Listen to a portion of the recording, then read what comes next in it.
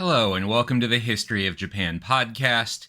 We now interrupt your regularly scheduled programming for something a little bit different. If you are not in the United States, you might not know that we are currently approaching the end of the academic year here in the American system. Since my day job is being a high school teacher, right now life is a bit hectic. If you're listening to this the day it was released, this is pretty much the end of the school year for me. And so I'm wrapping up all of my grading, finalizing all the stuff for my classes, and then next week I'll actually be away for a conference for work. So we're going to take a brief break. This week I'm going to re-release an episode from a different podcast that I used to do working with my spouse on the history of crime and the legal system. This specific episode is about an interesting little moment in Japanese history, a legal battle over the fate of a battleship. I think you'll find it very interesting. Next week, there will be no episode because I will be out of my recording space. I'll be out traveling. When we come back in 2 weeks' time, that'll be on June 12th, we'll come back for our regularly scheduled programming. I'm not planning to miss more than a single episode over the summer. I will be in Japan in July, so I'll probably have to skip at least one episode in July.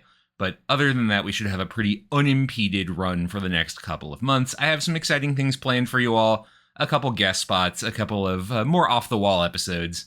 I think you'll enjoy them. But for now, enjoy the re-release. If you've listened to this episode before, I hope it's an interesting trip down memory lane. If you've never listened to a Criminal Records episode before, I hope you enjoy me in a slightly different context. I'll see you all again on June 12th. Without any further ado, enjoy the show.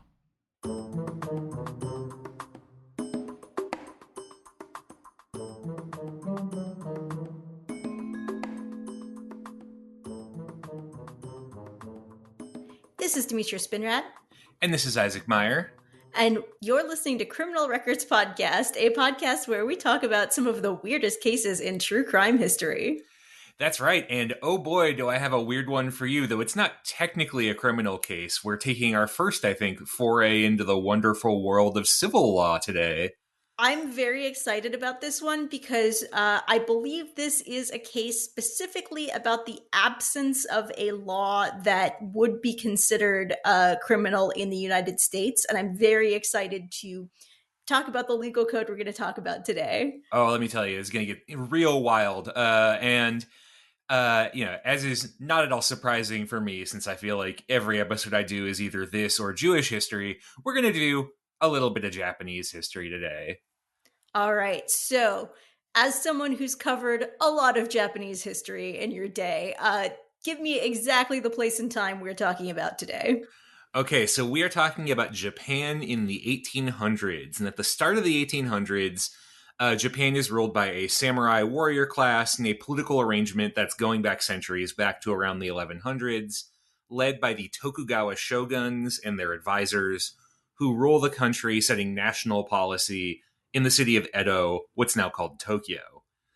They control national government, but regional authority is delegated to around 260-ish regional lords called daimyo, and to a series of smaller landholders who have to toe the line on big picture stuff, but have substantial authority and autonomy within their own little territory. And to govern all of this, there's this elaborate bureaucracy that manages all these lords and regulates trade and exchange between them, and manages other types of national policy like foreign affairs or religious affairs. Okay, so this sounds like a glorious mixture of feudalism and bureaucracy. Yes, which is why it is often called bureaucratic or centralized feudalism, though in the long-standing historian tradition, there is so much arguing over what that means, what feudalism means, if feudalism is real, if any of us are real, who's to even say? What is real, though, is that by the 1850s, this system is running into some big problems.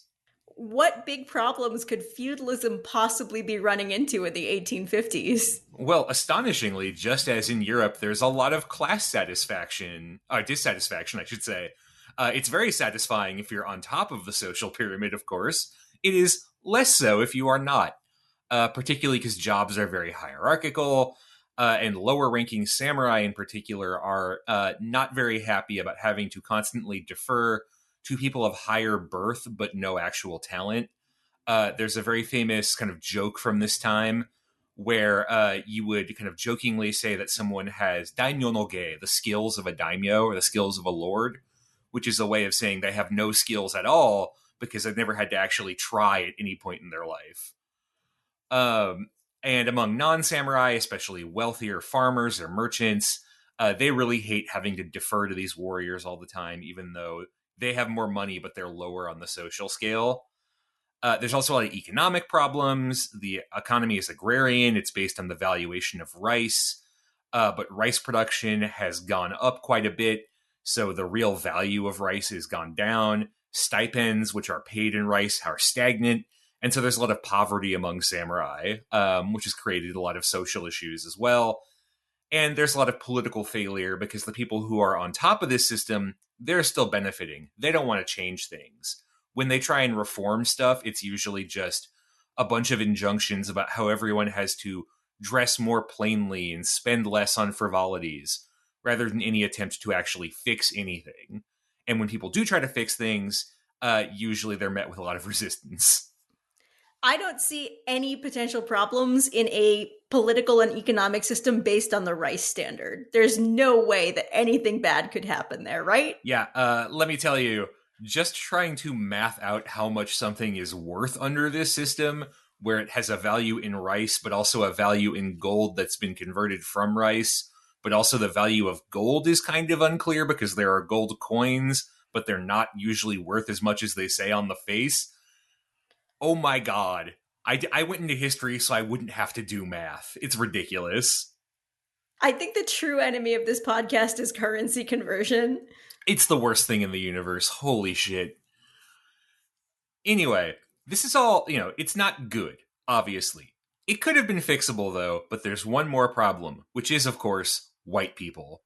Right? Foreigners start coming to Japan during this time period, and that's kind of an issue because the official position of the Tokugawa shoguns is what they call sakoku, seclusion, towards the west. If you're from China, Korea, or the Ryukyus, what's now Okinawa, you're welcome. But in terms of Westerners, only the Dutch are legally allowed into Japan, and only in a tightly controlled enclave in Nagasaki. Okay, only the Dutch of all of the world powers that you could be trading with, Japan just goes, "You know what? These Dutch guys are really cool. Fuck everybody else though." Pretty much, because back in the 1500s, Japan had a big Christianity issue, or it was an issue in the eyes of the leadership. There was a lot of fear of Catholic merchants from Spain and Portugal who were thought to be like fifth columnists for a Catholic takeover of Japan. But the Dutch said very openly, we don't give a shit about trying to convert people. We just want to make shitloads of money. And that's okay. That's a motivation that, the leadership of Japan could really get behind. So they kicked out the Spanish. They kicked out the Portuguese. They killed a lot of Christians. And then they would only let the Dutch in. And even then, the Dutch had to like lock all their Bibles up. And, those had to be left on the boat. You couldn't take your Bibles ashore. What? Instead of gun control, there was Bible control? There was also gun control, but, there was additional Bible control. So, starting in the 1800s, foreign powers start to push back against this policy. Most notably, there's a great incident in the Napoleonic Wars where the Dutch are on the side of the French at this point. So the British, a British warship called the Phaeton, rolls into Nagasaki harbor to attack the Dutch outpost because the Dutch are pro-French. But of course, Nagasaki's also in Japan, so he pretends to fly, the captain of the ships pretends to fly Dutch colors to sneak into the harbor and then brings them down and starts shooting at the Dutch. And the Japanese are like, what the shit is going on? And so like it becomes a whole just complete mess. Wait, this naval captain decided to no rules just right the concept of war? I mean, winning is its own reward, right? So moments like this become increasingly common during the 1800s, and the break finally comes in 1853 when the great power that is the United States decides to force Japan open. President Millard Fillmore, one of our greatest Millards in U.S. history, decides that he is going to distract everyone from all of that worrying about slavery or whatever by scoring a big foreign policy win by forcing Japan to open itself to foreign trade. Fun fact, he loses the presidential primary before his envoy even gets to Japan. But that envoy, Matthew Perry, leads a fleet to Edo and basically says, open up the country to foreign trade or I'm going to burn all your shit down. Famously, he actually sails up to the coastal defenses of Edo Harbor at one point and offers them a white flag and says, basically, if you try to stop me, you're going to need this. So, That's America, baby. yeah, that's what it's all about. Uh, in the end, the Japanese government caves in. They sign a treaty with the United States, allowing for trade and a few other things. And then eventually, other countries, the UK, France, Prussia, the precursor state to Germany, Russia, and even, of course, the great sea power of Austria-Hungary force similar treaties upon Japan. Okay, so what is in these treaties that are being forced? How do you force someone to trade with you? Well, the treaties themselves, which we often call the unequal treaties, have a host of provisions that require Japan to open some of its harbors to foreign trade, and limiting the ability of the Japanese government to tax or tariff that trade so that foreign merchants can basically undercut their domestic counterparts with cheaper industrially produced goods. But the most important thing for us is that all of these treaties have what is called an extraterritorial clause, which says that these foreigners are not subject to Japanese law. They are subject only to the law of their own country. Oh, this is the kind of absolutely batshit legal situation we love to talk about because that is insane. How on earth do you even enforce that? It gets very confusing, let me tell you. And it gets even wilder because the rationale for all of this is that Japanese law is barbaric and not in keeping with enlightened Western law. And so all of these treaties are maintained even after the government which signs them collapses. In part because of the unequal treaties, the Tokugawa shogunate is overthrown by a coalition of warlords who decide that the shogunate is not really working for them anymore. And they set up a new government that ostensibly restores control of Japan to its emperor, who'd previously been an irrelevant political figure for about 1,200 years. In practice, the emperor still is an irrelevant political figure. He is just guided by his advisors, who really are the ones who kind of call the shots. But even after this new arrangement, yeah, the treaties are still around. Okay, so how long do these treaties last? Because it seems like Japan would not be having a great time under these treaties in which foreigners get to basically just sort of live consequence free in their country if they feel like it. They last for several decades. The revision processes start in the 1890s when Japan has started to westernize to an extent considered acceptable by foreign powers, and the last vestiges are abolished by the early 20th century. But in fairness, Japan got it easy. China was also forced to sign a bunch of unequal treaties, and those were not gotten rid of until the 1940s, when the Allies in World War II were like, you know what? This is a bad look. The vibes here are very negative. I'm so impressed that these countries managed to do colonialism without even conquering Japan. It's some really efficient colonialism that It's they're much doing more cost here. effective, which is really, that's what really matters here. Not the ethics, it's about the bottom line.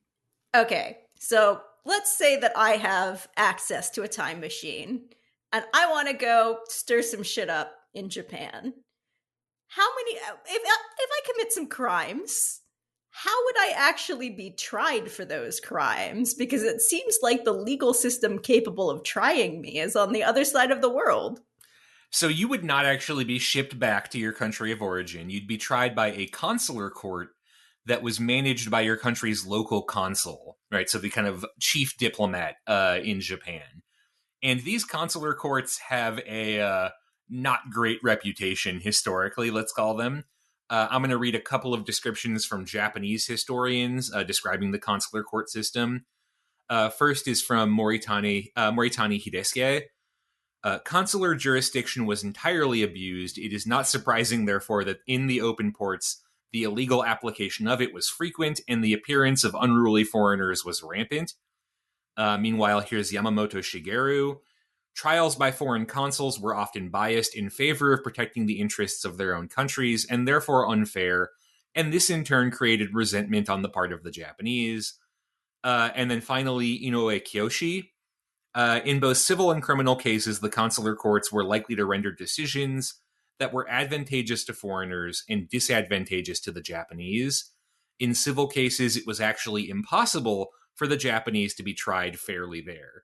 So, yeah, a system that is not considered remotely fair by the people of Japan, and for justifiable reasons. I mean, the fundamental of existence of it, to be clear, is just based on some very fucked up legal reasoning that, again, non-Western courts are somehow fundamentally inferior or fundamentally barbaric. Okay, so what is going on when you actually get to trial in a court like this? Is it basically just rigged in favor of whatever foreign government happens to be administering this court? So the actual track record here is kind of mixed. These courts do follow standard trial procedure. And one scholar who studied this subject, Richard Chang, from whom I'm pulling a lot of research today, does actually conclude that in terms of specifically following the legal rules of the time, the courts are pretty even-handed. But he also notes that A, their existence is again premised on this really kind of messed up logic, and B, unlike regular courts, because consular officials, the guys running the courts, are political appointees, they're subject to very intense political pressure. There's one famous story that I'm hoping to find more research about, of a British consular court which collaborates with the Japanese government under pressure from both Japanese and British business interests to throw out a British journalist who is publishing in the Japanese language and refusing to toe the line on Japan's press control laws at the time. So that kind of like politicization of the court definitely happens as well. Okay, so how often do these courts actually get used to try cases? How many foreigners are actually committing crimes in Japan? It's a little hard to say because you have all of these different like American, British, French, German consular courts, and they all have different records. They're not collaborating in any meaningful way. Richard Chang suggests around 50 cases tried in 1876 in the Tokyo-Yokohama area, which is the largest open port, the largest foreign presence in Japan. So you figure that's most of it. Maybe you have a couple, like around 100, or maybe, low 3-digit number of trials per year. Okay, and these are only the cases that are serious enough to go to trial. Yes. Okay, so that's actually a pretty significant amount of crime happening in one city. It is, for sure. And, I think what's important to kind of remember here is that it's not as though the consular courts have an interest in allowing crime to kind of run rampant, right? You don't want there to be just foreigners going willy-nilly. That interferes with profits, right? So it's not like this is a system that has no interest in ever punishing foreigners. It's just that that interest is very based in protecting the kind of Western position in Japan. Counterpoint. Everyone who rolls up to port is a sailor. So they can get up to some pretty wild shit. I mean, that's true. You can't trust those Navy types. Sailors, they're just a rough bunch. So, what is relevant about this system in the case that we are talking about today? Because you said this is not a criminal case. It is not. We are looking today at one of the most infamous civil consular court cases of this whole period, which is called the Chishima Incident. So the Chishima Incident begins in November 1887 when Japan's Imperial Navy orders a new cruiser from the French government called the Chishima, which is the Japanese name for the Kurile Islands. And it's ordered as part of this big fleet expansion that the Imperial Navy is engaged in. They are predicting that in the near future, Japan will go to war with China for control of Korea. They are right. That war is going to come in 1894. and the Japanese, against most predictions, will crush China pretty handily. But the Chishima is a part of kind of the preparations for this coming war effort. If you are a boat nerd, this is a 750-ton displacement ship coming in at 71 meters long. That's about 232 feet. And it cost Japan around 670,000 yen at the time. And I had to do a lot of math here. Yeah. Can you put that on the rice standard for me? Oh, God, don't even start with me. Thankfully, at this point, the yen is pegged to a much more stable commodity, comparatively speaking, which is silver. So, based on the silver value, my understanding is that that's about equivalent to US dollars at this time. So, as far as I understand the math, this was about $21 million in today's value for the cost of that warship. I have no idea if that's right, though. I had to do a lot of real arcane digging through the history section of the Bank of Japan to try and figure that out. Okay, so this sounds like a pretty cool and expensive boat. I know that by modern military standards, that's not even that expensive for a boat, but by the standards of the time, this is a pretty sweet boat. Yeah, it's a nice little boat, and there's not a lot of them. The Japanese military is still pretty small at this point, so every boat really counts. I hope nothing happens to this cool boat. Oh, then I would not get your hopes up. So the Chishima starts its cruise to Japan after 2 years in shakedown in April 1892. By November, it's in Japan's territorial waters after having gone through the Suez Canal, and it's under the command of a 34-year-old lieutenant named Kaburagi Makoto. This is his first command, and he'd been overseeing construction, so you got to figure, he's feeling great. This is his first time really running a boat by himself. And he was probably feeling pretty good up until 4:58 a.m. on November 30th, 1892, because as the Chishima is transiting between two islands, the Gogo and Mizuki Islands off the coast of Ehime Prefecture, it collides with another ship. That ship is the Ravenna. It is owned by the Peninsular and Oriental Steam Navigation Company, which is a British firm. And specifically, the Ravenna essentially T-bones the Chishima and splits the whole thing clean in half, just right down the middle. So it sinks pretty much immediately, and out of the 90 crewmen, 74 of them drown.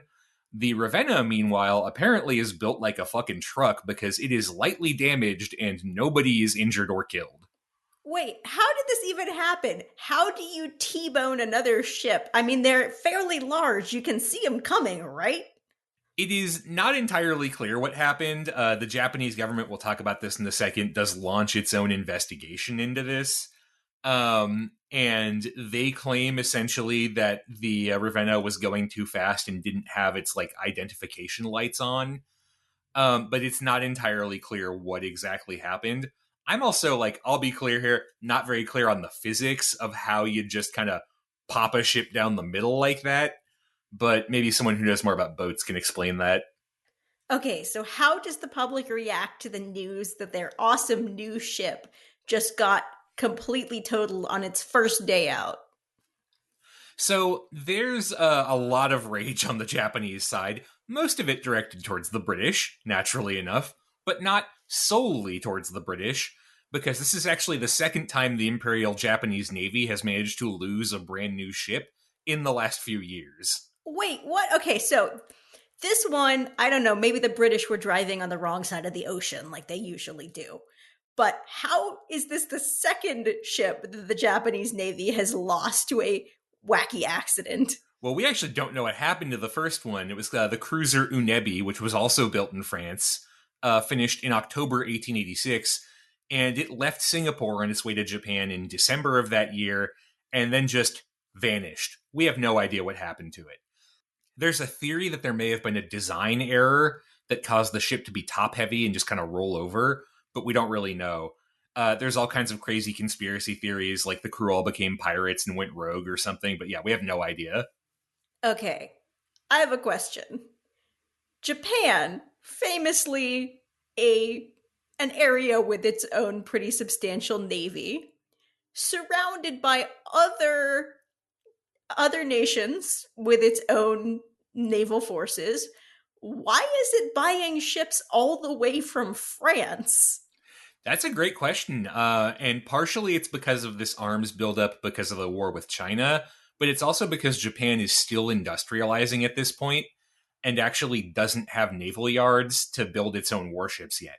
It's not going to really be able to get totally independent in terms of building its own fleets until like the late 1910s, early 1920s. And of course, that's not great because you're dependent on foreign powers to buy your fleet with, which is suboptimal. But it also makes the ships more expensive because these foreign firms that you're contracting with want to make a profit. So then when you keep losing the ships too, it's also, it's a real rough look. So for example, in the aftermath of the Chishima sinking, here's a speech from a newly elected member of the House of Representatives in Japan, Aoyama Hogaru, which he gave in December 1892. By what means did we have these two vessels, the Chishima and the Unebi, built? Of course, the people's. We first sucked the lifeblood of our 40 million fellow countrymen and then had the warships built. So that's the kind of atmosphere that's surrounding the Imperial Navy at this point, especially within the Diet, the Parliament of Japan. There's this kind of hammering of the government by political parties, which are already mad because they want an expanded role in a kind of autocratic system. And so they're taking advantage of this chance to kind of mock the government for wasting the people's money. And also because, fun fact, the government had not insured the ship at this point. They'd only paid for insurance while the ship was under French control, but it had been transferred already to Japanese control, and so French insurance didn't apply. Oh no. So that's $21 million at the bottom of the ocean now. Also, the Yes. lives of some sailors. Also, I mean, definitely, I'm sure they pretended to care about that part too. So yeah, it's not a good moment. So it sounds like the government of Japan did a real whoopsie here. How are they going to respond? Because the public sounds not so happy. Oh, they go with the age-old tactic that has served us all since the beginning of time, which is to just blame everything on the British. You know what? Generally a safe choice. Yeah, honestly, I mean, you can't trust them. Shifty bunch. So the first thing the government does is they have an inquiry into Lieutenant Kaburagi, the commanding officer, who is also one of the survivors. It's pretty cut and dried. It only takes until January 25th for the Imperial Navy to announce, quote, Commander Kaburagi adopted all precautions necessary to secure the safety of the Chishima, and no act of negligence has been proved against him. He is therefore acquitted of all blame and released. Okay, this poor dude who oversaw the building of this ship, sailed it out, and immediately lost it is not negligent. So it must be the fault of the British, right? That must be the goal of this investigation, to blame the British, right? That is the exact goal. With these findings in tow, the Japanese government starts pressing the P&O company for an out-of-court settlement. Hey, you sank our ship, give us some money. They tell the Japanese government to go to hell. And so on May 6th, 1893, the government of Japan sues the P&O company. Okay, but they can't sue in a Japanese court, right? Because of the extraterritoriality rules, they have to go to these consular courts. Exactly. So the suit is filed with the British court in Japan, which is confusingly labeled Her Britannic Majesty's Court for Japan in Admiralty at Kanagawa. Even though it is not in Kanagawa, they moved it to Yokohama, but they never bothered changing the name. I am going to need you to refer to me as Her Britannic Majesty going forward. I think that title's currently taken, but the incumbent is getting up there in years, so you could probably take her. I don't know. Liz is tough. I could probably take Charles. I think we could all take Charles. We all know it, and so does he. Okay. I am going to need some information on how this court works because it sounds like this is going to be going by British rules, but British rules are an incredibly complicated, several thousand years common law system. So I'm sure there is a lot of very exciting ship related law in the British legal code.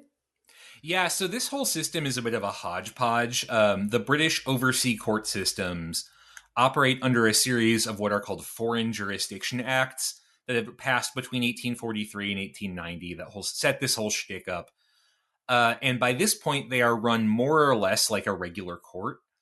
Back in the day, the British consul himself would have tried civil and criminal cases, but there was actually a big sort of mishmash diplomatic kerfuffle back in 1879 when the British consul had just decided unilaterally that importing opium into Japan was legal because his friends who were opium merchants wanted him to do it, which was very illegal under Japanese law. The Japanese were very worried about opium.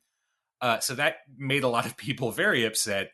And eventually the British agreed to set up an actual court with a real judge under the authority of the British consular court in Shanghai, which was kind of the final court in Asia. Oh, you never heard of the British, hey guys, it's totally cool, don't worry about it act? Yeah, I mean, some real diplomat or legal Calvin ball being played there. And yeah, I cannot stress enough the Japanese government. I mean, they knew what happened in China. They were very worried about opium. So in 1893, the judge of this court is Robert Anderson Mowat, who has been in Asia since the 1860s and in Japan since the 1870s. And as you noted, the other thing to know about this system is that it is a common law court. It follows British legal precedent. Japan had its own courts by this time, but those courts were and are based on the Napoleonic system largely. They are not common law courts.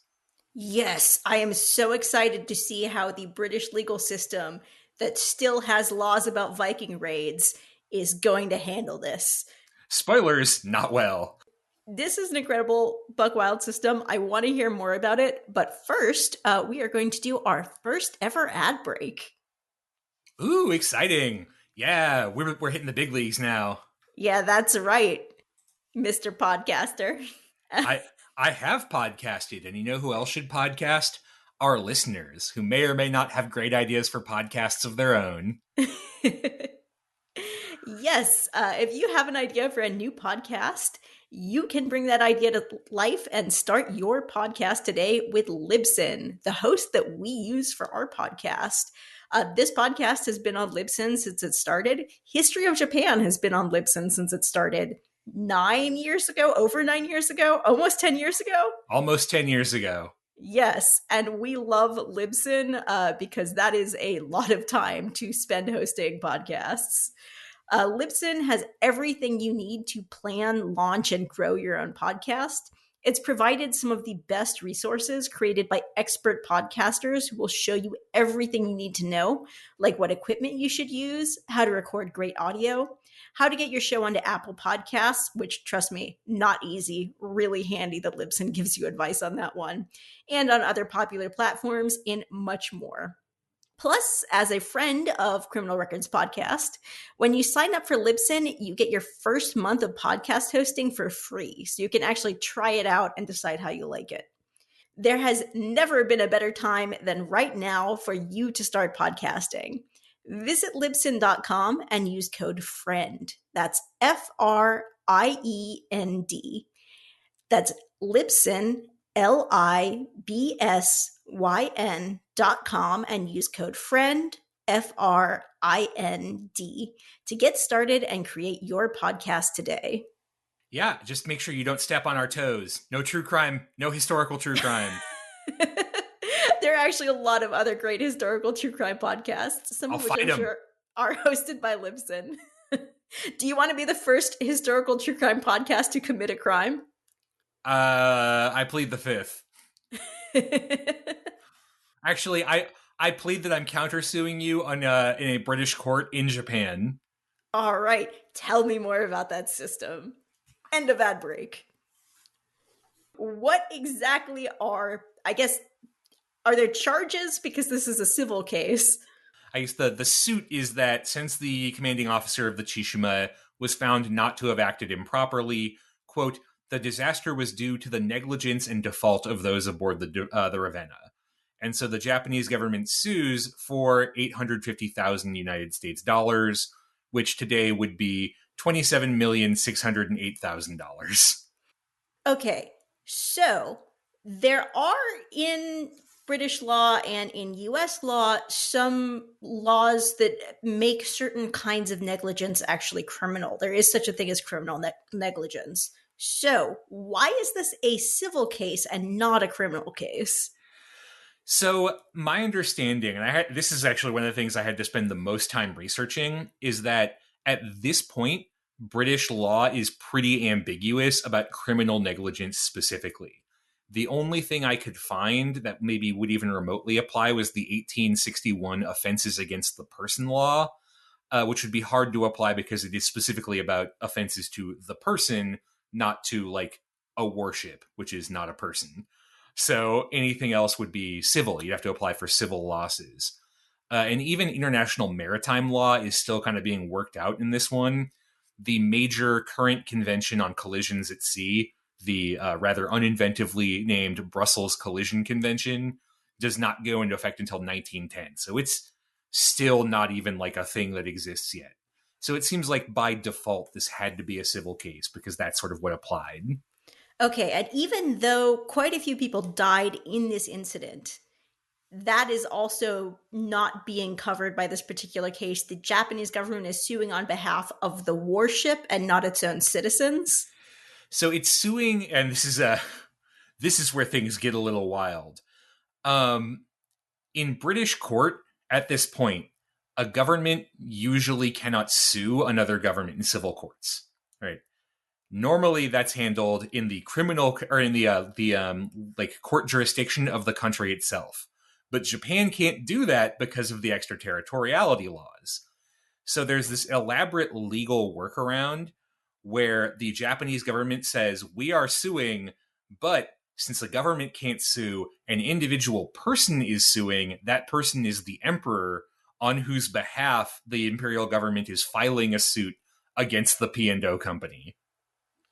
Okay, this is pretty fucking wild. So, we've talked a lot about a lot of different criminal law systems in the course of this show, but civil law is a little bit different. So, do we want to go into what is different about civil court cases? Sure. I mean, I think the biggest thing is the evidentiary burden, right? In most common law criminal systems, and my understanding, Napoleonic ones too, you have to prove a charge generally beyond a reasonable doubt or something along that standard. In civil cases, you just have to have the preponderance of the evidence on your side to win.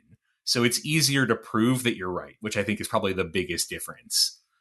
So, like you said, in civil cases, those aren't government versus individual. Those are also between private agents, which is why you're getting the Emperor of Japan as a private agent in this civil case, which is a pretty wild way to handle it. Yeah, fun fact, this is the only time that the Emperor of Japan has ever sued anybody. So that's cool. Um, and the other fun thing about this system is that in most common law systems, criminal systems, only a defendant can appeal a verdict. In a civil case, anyone can appeal. Both parties can appeal. Everyone can appeal. We're always appealing all of the time. So that's a quick rundown, I think, of the key differences between civil and criminal law. And you can see already one of those things is, creating this weird system where the government of Japan is suing the P&O company on behalf of the emperor through this kind of weird workaround. Because again, at this point in the civil system, a government can't sue another entity under civil law. There's a whole system of sovereign immunity that basically says like governments just don't have access to civil courts. And there has to be this weird workaround of the like suing on behalf of the emperor. And there's one other kind of funky issue that emerges almost immediately with this case. What is that issue? So about 1 week in, the P&O shipping company files a counterclaim against the Japanese government. They counterclaim for $100,000 in damages to the Ravenna, which would be $3.248 million today. And they also make the request that the original suit and the counterclaim be heard at the same time rather than judged separately, and that the Japanese government be forced to hand over the settlement money in advance so that if the suit goes against them, the Japanese government can't just be like, fuck you, we're not paying. And that creates a massive jurisdictional clusterfuck in this whole case, because now there's a new question of whether the consular court has jurisdiction in a case where a British entity is suing a Japanese entity rather than the other way around. Just to be clear, the British entity is suing the Japanese entity because when they T-boned the Japanese ship, their ship got mildly damaged. Yes, apparently it needs $100,000 in new paint and I guess some fixed railings. Okay, so this sounds like a massive headache. What is going on treaty wise while this is going down? So the original Anglo-Japanese Treaty of Amity and Commerce is what it's called, of 1858, is pretty clear that when Japanese entities try to sue British ones, that's handled by the consular court. It is much more ambiguous the other way around, right? In those cases, when a British entity is suing a Japanese one, the treaty just says that the British consul will try to work out a settlement that's amiable and that, quote, he shall request the assistance of Japanese authorities that they may together examine the merits of the case and decide it equitably. And this is not going to work here because in this case, they are suing the Japanese authorities. Yeah, no Japanese authority is going to rule against the emperor or against the government in general, but especially not the emperor. Also, that approach was literally never used once in the history of the entire consular court system. But, and here's where it gets even more wild, the British Unequal Treaty includes something called most favored nation status. All unequal treaties require this, where if Japan gives a set of terms to another country, say America, then those terms also apply to the British. They just automatically get those same terms. So also all the other unequal treaties apply at the same time. Wait, so these treaties like multiply? Yes. It's some real wild shit. The idea being, I guess, that you can't play like the British and Americans against each other because whatever you do for one benefits the other automatically. Every nation has most favored nation status except the Japanese. Yes. I'm beginning to see why the public is a little bit PO'd. Yeah, it's this is some real wild stuff. So the American treaty with Japan does allow for Japanese suits against Americans in American courts, but it would require that if you are an American and want to sue someone in Japan, you have to sue them in a Japanese court. And similarly, the Austro-Hungarian treaty with Japan, which is the most specific in terms of its language, says basically the same thing. If you are Austro-Hungarian and you want to sue someone in Japan, you have to sue them in a Japanese court. Okay, so P&O can't countersue by the laws of America's treaty, even though it is a British company. That seems to be the reading of how these treaties are phrased, but it gets even wilder because now you have to factor in the idea of appearance in British law. So I'm going to quote here from Richard Chang to describe this concept.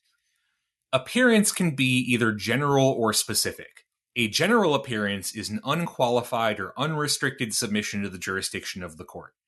A special appearance is a submission to the court for some specific purpose only, not for all the purposes of the suit. So this is basically the idea of when you make an appearance at court, you are saying, I agree this court has jurisdiction over me. And it can either be general, I just totally accept that I am subject to this court, or specific. In this instance, I accept that I am under the jurisdiction of the court. Whoa, whoa, whoa, hang on a second. But the person making the appearance is the Emperor of Japan, who's got quite a lot of legal importance. Yes, legally it's the emperor, even though, confusingly, practically he never actually appeared in the court, but legally he did appear in the court. And he has sovereign immunity under British law. And so does that mean the emperor is making a general appearance? Can he do that? It's not even clear. Is he waiving the terms of the existing treaty that would require the suit to go through a Japanese court by even agreeing to appear?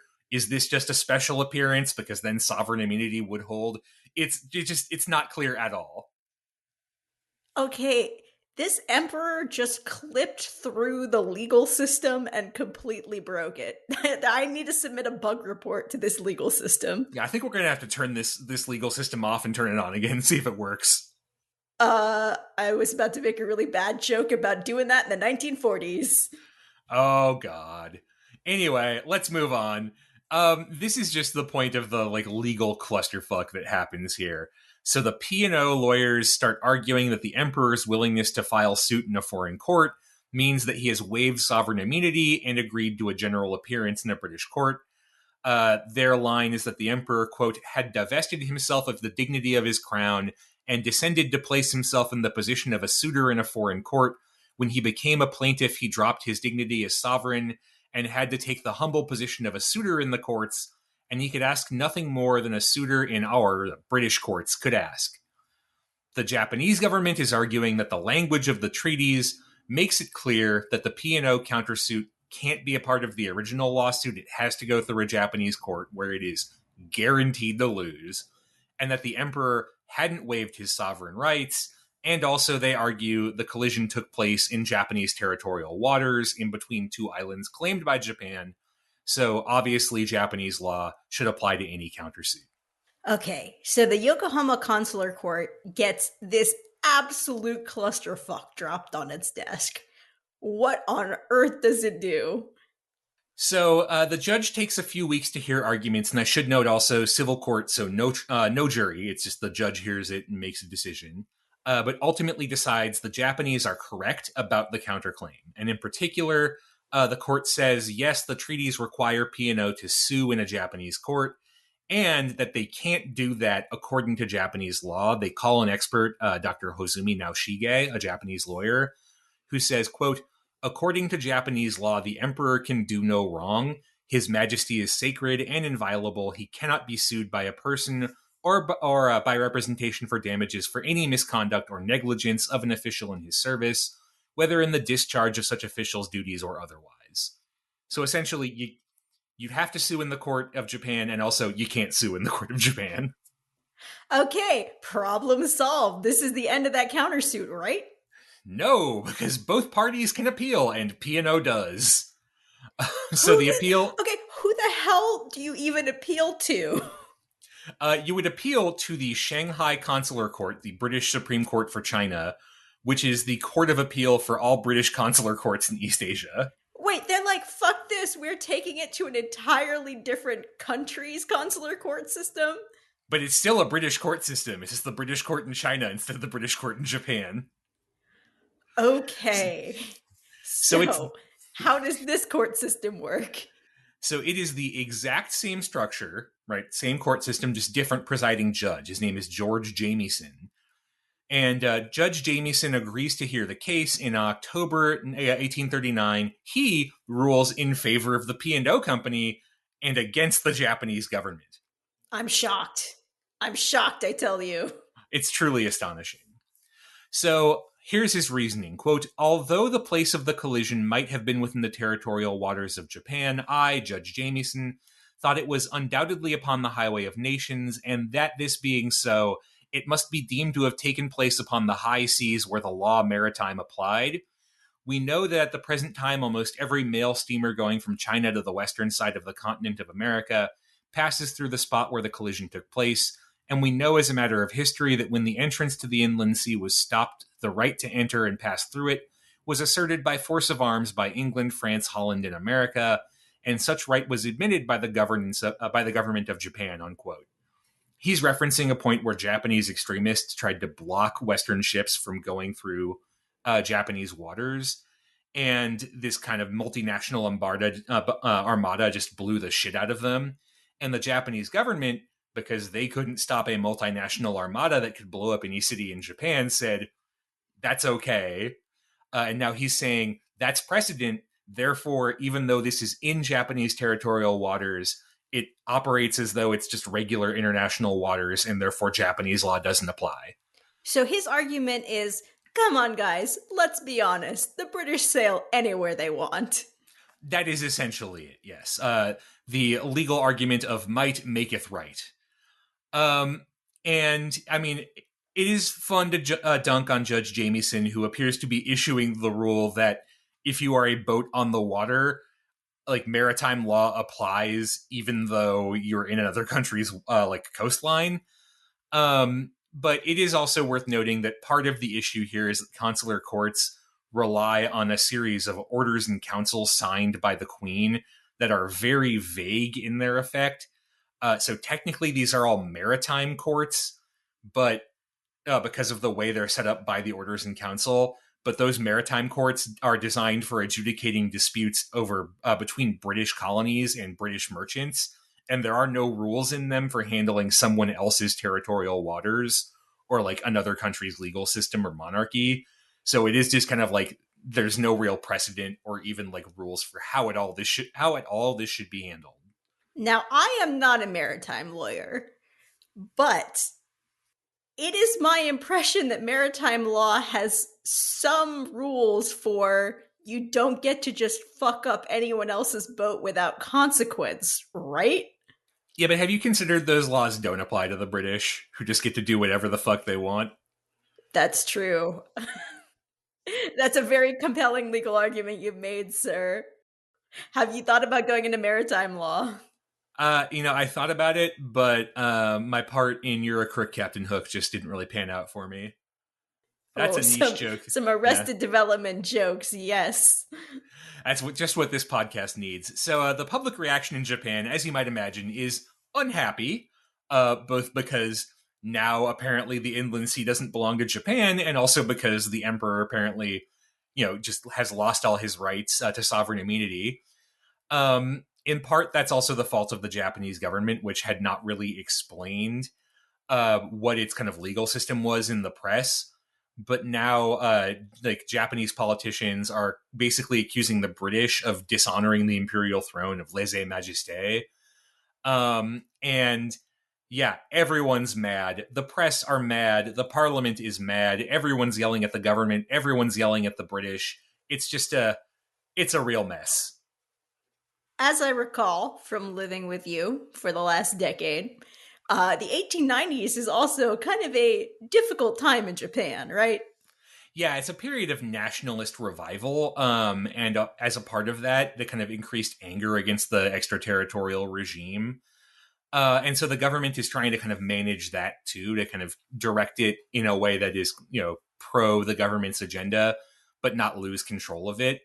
And so these leaders, they sit down, they decide, okay, we're going to appeal one more time to try and get this thing back on track. We are going to appeal to the final court of appeal, the Judicial Committee of the Privy Council of the United Kingdom.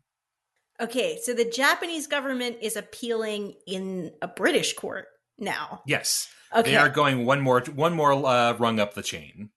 All right. Speaking of absolutely bonkers trials, is this the same group of people from the Pinochet trial? It's actually not, because British law is insane. So that was a domestic court case, so it is handled by the law lords, the members of the House of Lords who are also judges, and they've been replaced by the UK Supreme Court.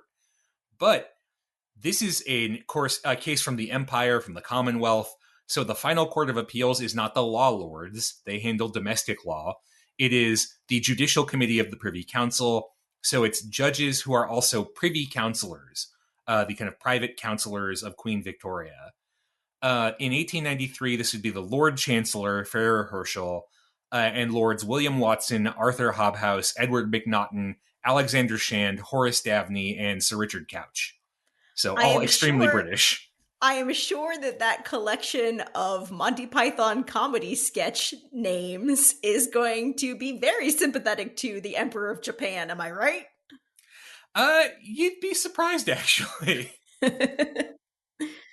So the Japanese plan for what to do next is drawn up by the Navy Minister, Saigo Tsugumichi, in tandem with that same professor of law, Hozumi Nobushige. They decide to appeal, to hire some British lawyers, and to revise the case to sue in the name of the Japanese government, not the emperor. And finally, they have a backup plan in place, which is if the case goes against them one more time, they're just not going to pay and dare give the British the finger, because they don't want to piss off their own population even more. Okay, so Japan is really willing to go to the mat for this one. Yeah, there's a lot of domestic rage on this issue. They're very convinced that they kind of need to make a stand here to kind of keep the populace on their side. They also fire their original British lawyer who'd been advising them up to this point. So, rip that guy. He has a great British name, Montague Kirkwood. That is absolutely fantastic. So how does the Privy Council come down on this one? So it takes them until July 3rd, 1895 to make a final decision because of how much time is involved in getting information all the way to London. But ultimately, they decide in favor of the Japanese government. They reverse the Shanghai position on territorial waters in Japan. And this is a direct quote from the judgment, quote, which are obviously open to serious controversy, unquote. Which, yeah, just proclaiming that it doesn't belong to Japan anymore, open to controversy. And they agree with the Japanese reading of the treaties that, quote, with claims against the Japanese subject, the courts of the sovereign of that country are, unless with the consent of the Japanese and his government, alone competent to deal. So you have to sue in a Japanese court. They don't take a stand on the original case of whether the Ravenna caused the sinking of the Chishima, but they do make the P&O company pay the Japanese government its litigation costs. But the countersuit is done. Okay, but the case still isn't over because this is only P&O's countersuit, right? Japan still has the case for the value of the warship and the lives of the sailors. So yes, now we have to go back to the Yokohama court to actually litigate the original lawsuit. Except we actually don't, because then in September 1895, the Japanese and the British come to an out-of-court settlement. The P&O company agrees to pay 91,866 yen plus 12,176 yen in litigation costs for a total of 104,042 yen, with the total cost of all litigations being 124,378 yen. Whoa, whoa, whoa. So that doesn't even cover litigation. And it definitely does not cover the cost of that warship. Yeah, this is a very unpopular decision in Japan. Here's another critique from a member of the Diet, Moriya Konosuke. Our claim was 800,000 yen. Why did we settle for as small a sum as 90,000 yen? If the cause of the action was just, why did we not take all necessary measures to realize the claim and thus recover the damages? If, on the other hand, the cause was not just, why did we not abandon the claim and thus maintain the honor of our empire? And this is the same representative later in the speech. A warship of a nation sank following a collision with a merchant ship of another, and one nation had to sue the other for damages at the latter's court.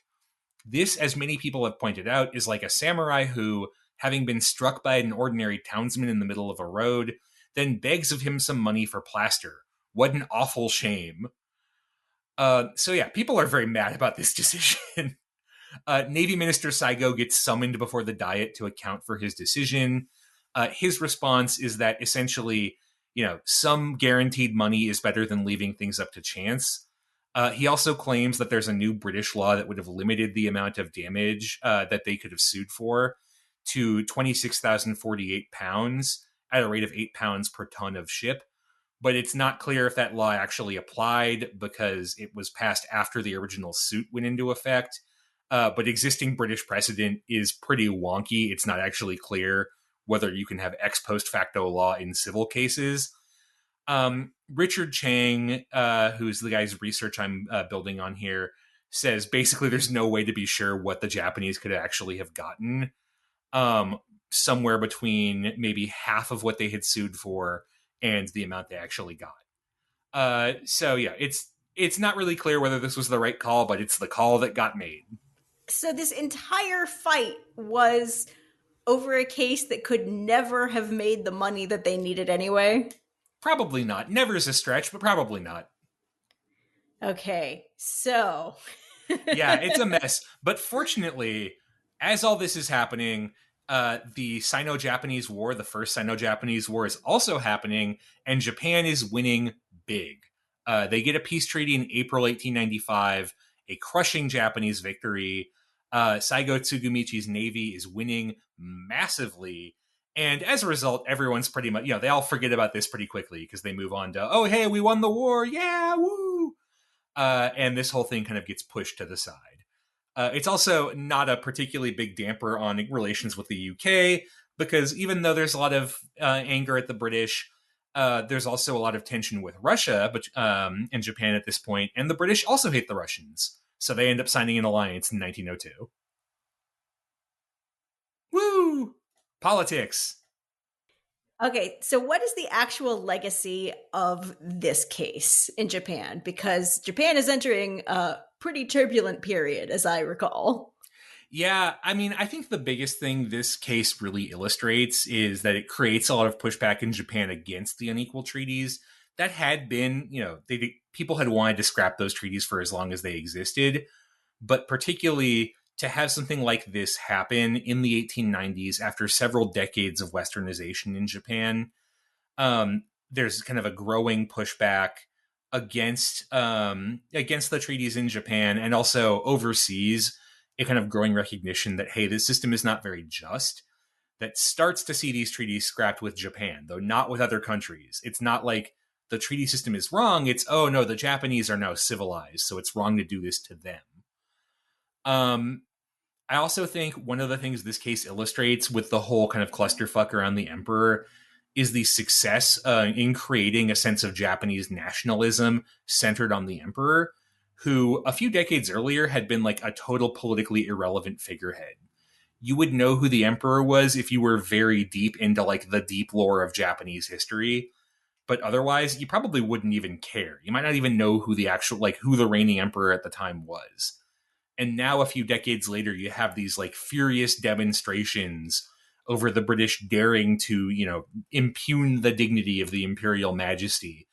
It's indicative of how quickly the Japanese government was able to build this kind of reverence for the emperor into the structure of Japanese society. And then finally, I think this case is really great for showing how fucked up extraterritoriality is. And it's a really broken system. It was abolished in other places much later than in Japan, in China, not till World War II. And yeah, it's a terrible system. And you can really see the weirdness it creates here. And terrible legal systems are what we're all about at Criminal Records. Yeah, I mean, bad idea, great mind for content, let me tell you. And speaking of content, where can people find us? They can find us at facingbackward.com. Or facebook.com/facingbackwardpodcast. You can find us on Twitter at Backward History, which is the network's handle. You can't find either of us on Twitter, I think. Yeah. And this show is brought to you by our generous patrons. You can join them at patreon.com/facingbackward. I want to give a shout out to our patrons in the shout out tier. They are Yan Leonard, Stephen Elkins, Martin Oliveira, Clark Canning, Ian Kellett, Matt Haynes, Jackie Frostocker, Monkey Sack, Alayla McCulloch, Kieran Murphy, Peter Wales, Robert Prine, William, Arno, Jonas Brandis, Nicholas Kroll, Jerry Spinrad, Harry Langdale, Jared Stevens, Jeffrey Dwork, Stefan Hrushka, A House is a Perfectly Cromulent Mascot, and The Fish I Catch Are Rhodes Scholars Compared to Samuel Alito, Schmuck. Until next time, folks, I guess try not to defame the majesty of the Emperor of Japan. Or if you do, claim that you have extraterritorial protections. I'm sure that'll work out great for you. Remember to drive your ships on the right side of the ocean. Also, yes.